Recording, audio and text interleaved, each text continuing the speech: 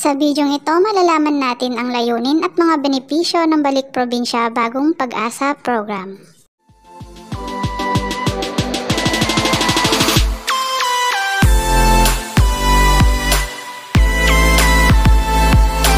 Bago ang lahat, kung bago ka pa lang sa channel na ito, huwag kalimutang i-like ang video ito, click the notification bell at mag-subscribe ka na rin para updated ka sa mga bagong video na i-upload namin.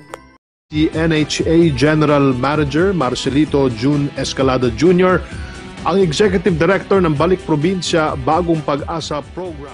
Sir, malaki po ang gagamparan po ninyo bilang Executive Director ng Balik Probinsya Bagong Pag Asa program. Pero para po sa kaalaman ng lahat, can you explain to us briefly kung ano po ang layunin at mga nilalaman ng programang ito?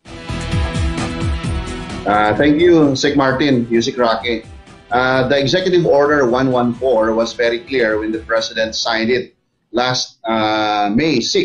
So, napinirmahan niya upon the suggestions as well and recommendation by a Senate resolution sponsored by Senator Bongo. I think it's about time na itong Balik Probinsya will take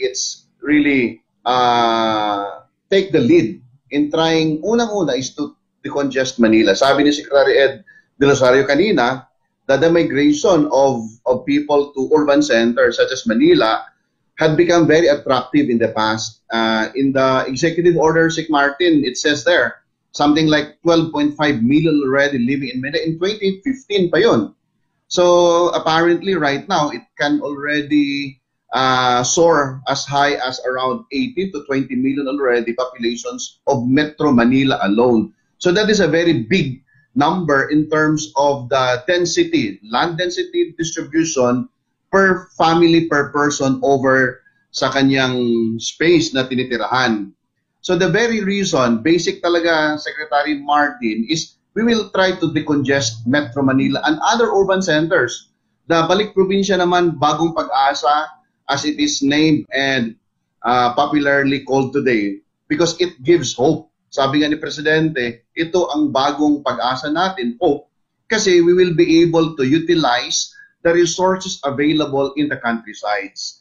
So that the promise of looking up north normally is something that people should begin to realize ngayon na hindi naman nandito sa north lahat. Hindi naman nasa urban centers lahat. We need to spread regional development and balance this development by providing other opportunities for the people in the countryside. So that's the basic framework of Balik Probinsya Bagong Pag Asa. Second is hindi lang siya pwede na ibalik natin sila sa probinsya. The second objective of our program is for us to be able to empower, develop, establish mga bagong opportunities in the regional districts natin or provincial sites natin. Because it will be the same story, Sec Martin, that 20 years ago, 15 years ago, people have come to Manila. And right now, if we don't provide the same opportunities in the regional urban centers natin or regional rural centers natin, the same thing is happening. But one thing for sure, Secretary Martin, we have invented already our economic zones.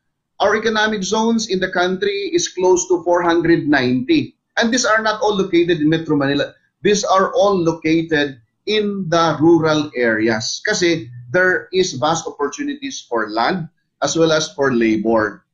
So we need to decentralize economic opportunities as well as government operations para maibalik natin sila sa probinsya. I think that those are the two basic principles, and government will be able to provide na ngayon the necessary infrastructure for agriculture, for roads and utilities, and even schools, universities and colleges will also be provided. And the better option right now, Sec Martin, for regionalization is practically after COVID and even during the COVID times is wala na eh. Yung tourism natin, yung establishments natin for food and beverage, restaurants, hotels, talagang sino bang pupunta ng isang urban centers na you will be quarantined for 14 days. Wala kayong gagawa. You have nothing to do there. So the best option right now in our council is to more or less look into the potentials of agricultural production and all other opportunities awaiting for our people in the province. So far po, sir, kumusta na po yung pag-usad ng programa na ito at kailan po mag-uumpisa? At yung ano pong action na po ang nagagawa o gagawin ng Balik Probinsya Bagong Pag Asa Council? Thank you, Yusik Raki. We have divided our strategies into three. The first is the immediate action. Yung immediate action, sinasabi natin, is that all persons, individuals, families, na gustong aalis today until the end of the year, pwede silang aalis or makaalis. They can go home to their province already because governments such as TESDA, DOLE, DTI, DSWD, DSUD, DAR at saka DA, there are 8 major departments that will help them carry the transition from Manila to the province. So it means to say that lahat ng mga programa ng DOLE, ng TESDA, ng DSWD, ng DTI, ng DSUD, ng DAR at saka DA will be consolidated in order to receive any family or any individual who would like to enroll in the Balik Probinsya Bagong Pag Asa program right now. And according to DBM, we will be allowed to use our own regular funding with approved cash backup to support the necessary tawag dito assistance to this Balik Probinsya Bagong Pag Asa. The second approach, Yusik Raki, is the immediate. Ito yung mga bagong programa, ito yung mga innovations, ito yung mga bagong suggestions that would be incorporated in the 2021 programs with new appropriations. Ang pangatlo is a long term. Ito yung mga sinasabi ng kadamihan sa atin. I have consolidated all of the suggestions coming from the private sector, from the NGOs, from our Congress, from the Senate, from the departments. Most of the suggestions actually, Yusik Raki and Secretary Martin, fall under the long term because this is more of policies as well as legislation. For example, government decentralization, opening new economic zones, regionalizing or increasing tax incentives for those corporations that would locate in the provinces. So this will fall into the long term. In fact, sabi namin, dapat lahat ng mga departments ngayon dapat tataya. We put all our cards together on the table so that kung ano yung resources na ma-harness galing from DNR, from DA, from DAR, land resources at that, this should, as the expert in urban development, should be able to already infuse the mixed-use development for future opportunities and township programs in the long term. So that would be anytime today until the next 10 years. So yun yung tatlong strategies that we have laid down for our people. Meron ba tayong update, GM, sa ilang mga probinsya na ang handa para sa pilot testing ng Balik Probinsya? At nabisita ko nga yung website ng Balik Probinsya at meron tayong more than 5,000 who are interested to and resettle. Thank you, Sig Martin. Tama yun.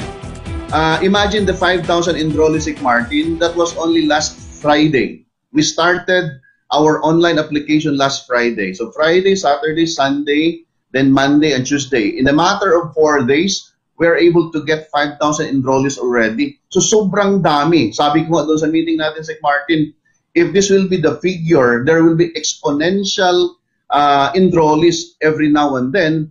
Perhaps we can hit a figure in the next 6 months. 1 million of residents of Metro Manila who would like to enroll. But basic to this, sabi natin doon sa ating elements, Sig Martin, that this is voluntary in nature, willing, and you are informed. So sabi na natin, according to Senator Bong and the mayor himself, si President Rudy Duterte, na hindi ito persahan. So in short, this is a voluntary action by anybody living in Manila right now na talagang after a year or 2 or even 10 years na gusto nilang bumalik. So we will facilitate the returns of this kababayan natin from Metro Manila to the regional urban centers or rural centers that they would like to choose. Now, sabi mo, meron bang readiness yung mga LGUs? That's correct. I think this is one model, Sig Martin, that probably in the previous Balik Probinsya program, reasons of failure. Kasi it was a one-way communication lang. So it was a top-down program by government. But right now, this is a two-way or even multi-sectoral approach to solving the problem. So there are already 8, mga 8 na nag-signify ng ating pilot projects. Number 1 is Leyte, we have Kamsur, we have Zamboanga del Norte, Bukidnon, Lanao del Norte, we also have Pangasinan, and we also have Quirino. Even the governor of Quirino, who is also the president of ULAP, is also trying to put forward their interest, as well as the governor of Marinduque, who is also the president of another league, are on board with us. So there will be discussion, coordination between the council as well as the receiving LGUs para all other standards, particularly the protocols of Department of Health, will be observed. And at the same time, whether or not hindi sila pabigat doon sa probinsya nila. Because two ways. Yung mga institution, mga government projects, government agencies natin will be providing individual benefits sa mga enrollees, but we will also provide institutional benefits and incentives to LGUs. I think in the case of the SHUD and the NHA, meron tayong 50 million na RAP LGU, meron tayong 25 million na IP housing. Si DSWD will also provide DTI and DOLE institutional incentives for receiving LGUs so that both collectively, the individual as well as the institution are able to provide the necessary intervention para sa ating mga kababayan. Maraming salamat po sa inyong panahon, PM Marcelino Escalado Jr., ang Executive Director ng Balik Probinsya Bagong Pag Asa Program. Kami po sa PCOO ay magiging katuwang ninyo sa pamagitan ng pagbibigay impormasyon sa publiko patungkol po sa magandang layunin ng programang ito. Salamat, Sig Martin. Gusto ko lang ipaabot sa lahat ng mga interesado, sa mga kababayan natin sa Pilipinas, sa Metro Manila, if you want to go to the provinces already, of your first love the province, and our platform, meron tayong balikprobinsya.ph. All you need to do is just enroll and click the button apply. Then you will be guided para naman we will be able to make the assessments already. Then pagkatapos provide the necessary transportation upon your return, as well as the allowances that will be provided by the DSWD. So those are the incentives, preliminary incentives that we can provide via the BP Council ng Bagong Pag Asa, Balik Probinsya Bagong Pag Asa Council.